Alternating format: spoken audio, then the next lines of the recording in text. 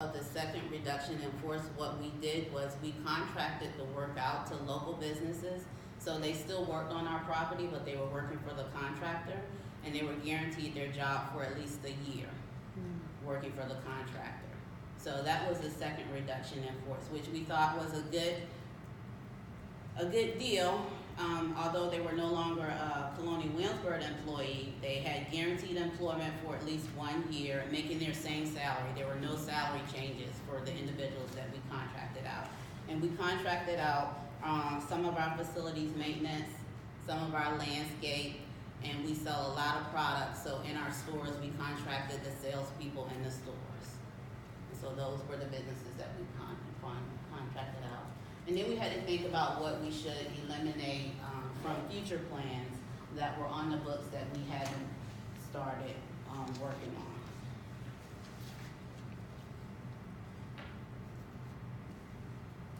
So from an HR standpoint, we did an early retirement plan, and we offered anyone who had worked with the company for at least 10 years and who was at least 50 years old, we offered them an additional 5 years towards their retirement.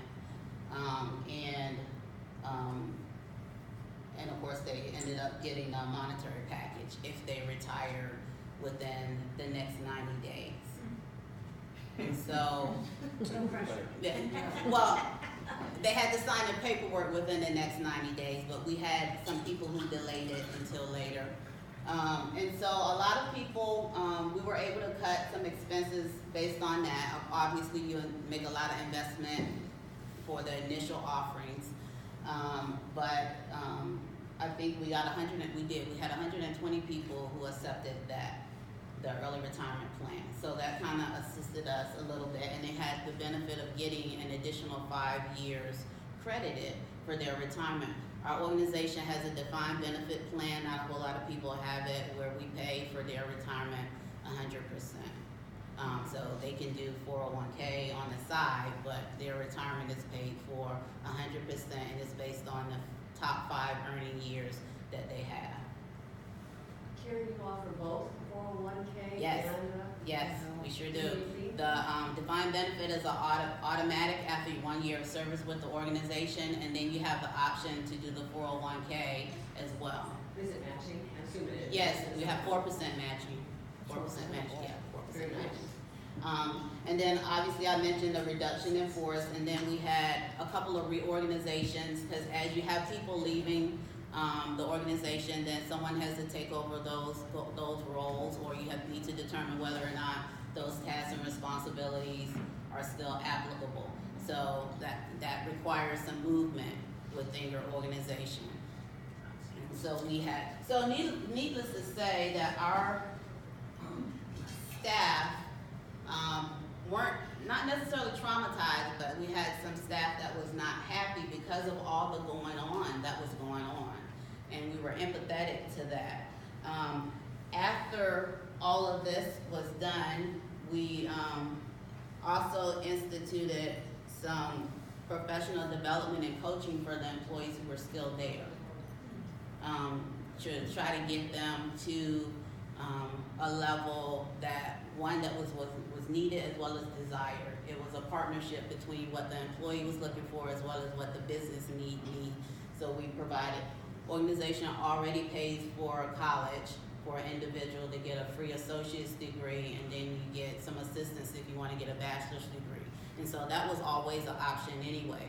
But we offered professional development during this time for those individuals who were still around while we were trying to get things together.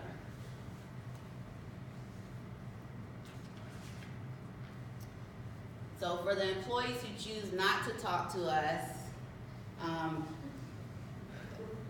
Did you have employees who chose not to talk to you? yes, of course. Here they go. They talked. Not to you. Okay.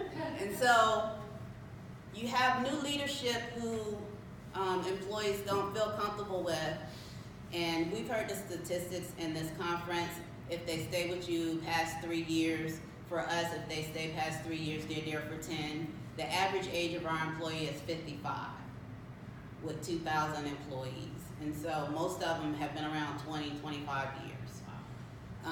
And so most of them have worked with the leaders who were in place for years.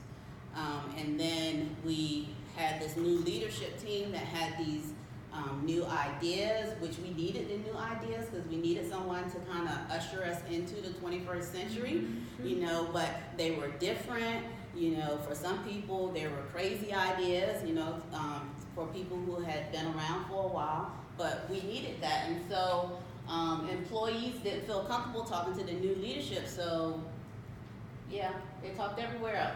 So they talked on Facebook, and this paper here, if you look at the history of it, this is one of the very first newspapers that we had that's in our area, and they have a section called The Last Word, and which is a letter to the editor. And so we got slammed on social media and through the newspaper because employees were just scared.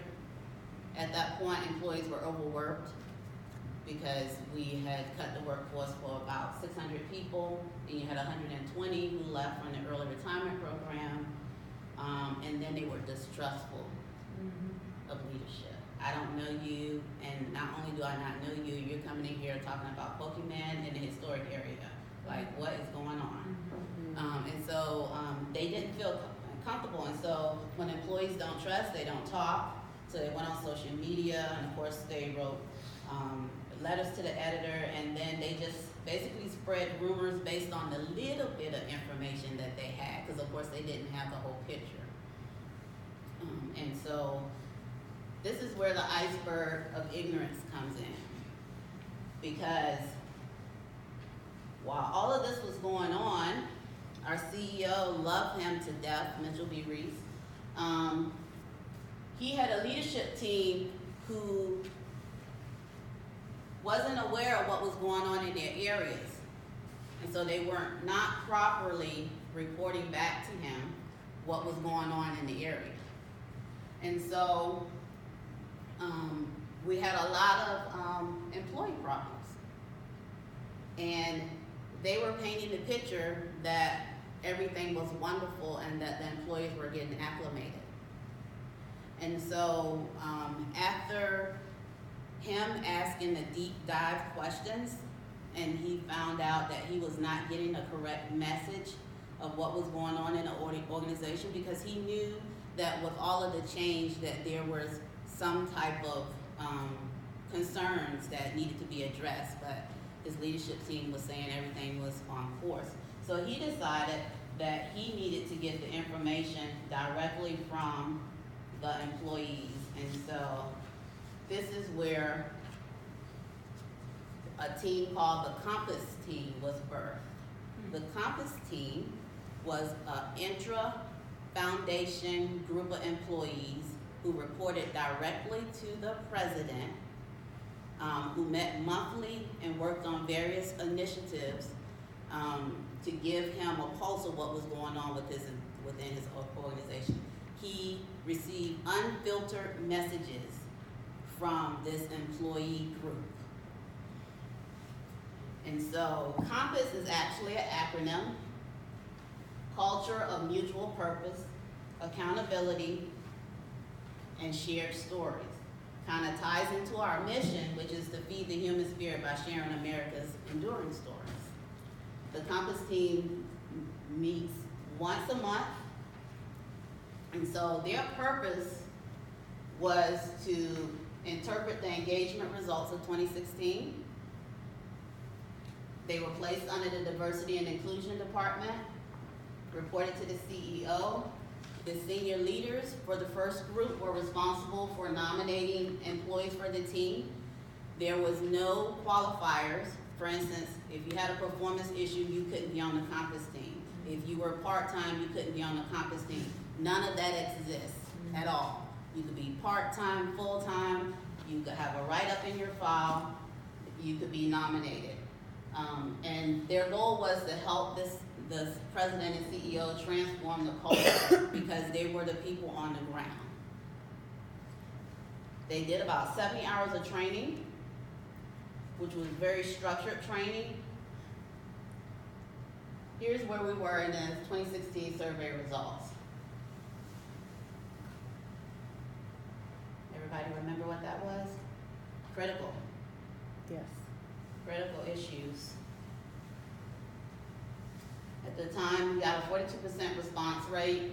We had 2,572 employees, 1,196 reported, and 206 out of the volunteers reported.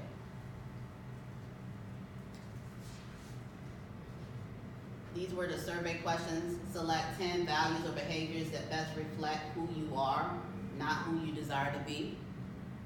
Please select 10 values or behaviors that from your own experience best describe how your employer currently operates, CW. Please select 10 of the following values and behaviors that you believe are essential for CW to reach its highest potential.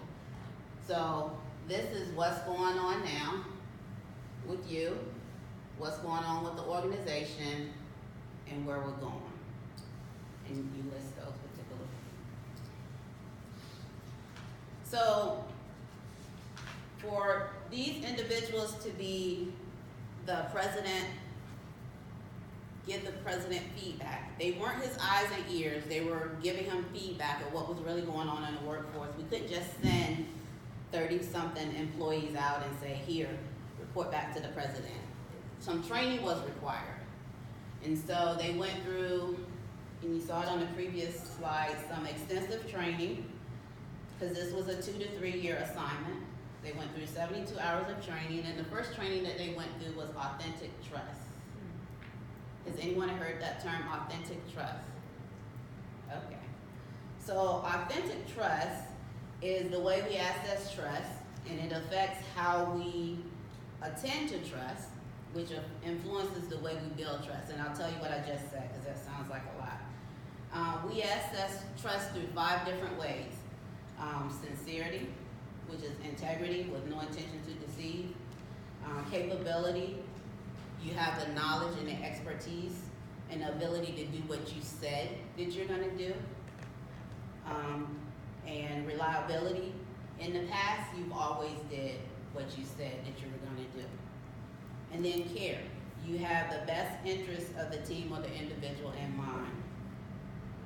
And then the way that we act in regards to past actions or behavior determine whether or not you can build, maintain, or restore trust if it's been breached. So the employees, when they're interacting with the workforce, they needed to be trusted so that other employees could talk to them and share with them whatever concerns it is that they had. So they needed to recognize their ability to formulate relationships based on trust. The next training they had was the ability to be able to discern facts versus assessments. And so facts, obviously, is something that's true or false and can be measured. And a third party will come up with the same answer when it's a fact. And facts belong to whatever's being observed. For instance, it's a fact it's 72 degrees in here. If it's 72 degrees in here, it's 72 degrees in here for Amanda, for myself, for everyone in here. That's a fact. But if I say it's hot in here, that's an assessment. Does everybody get that? And so they receive, an assessment is a judgment. It is never true or false, and it belongs to the person speaking it.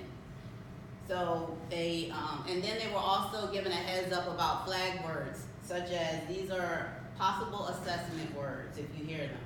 Good, bad, somebody, probably, they, should, shouldn't, supposed to, must, always, never, dislike, hate, anybody, somebody, would have, more or less. Those are key words that lets you know an assessment. This is probably an assessment and not a fact. So they got that training. Then they got the declarations, requests, and promises training. Declarations, requests, and promises is what's needed to change one's environment. And so declaration is where you change the current state of the world or the future state based on your actions. And a request is just that. When someone asks you to do something, you want to make sure that you have the context of what it is you're supposed to do.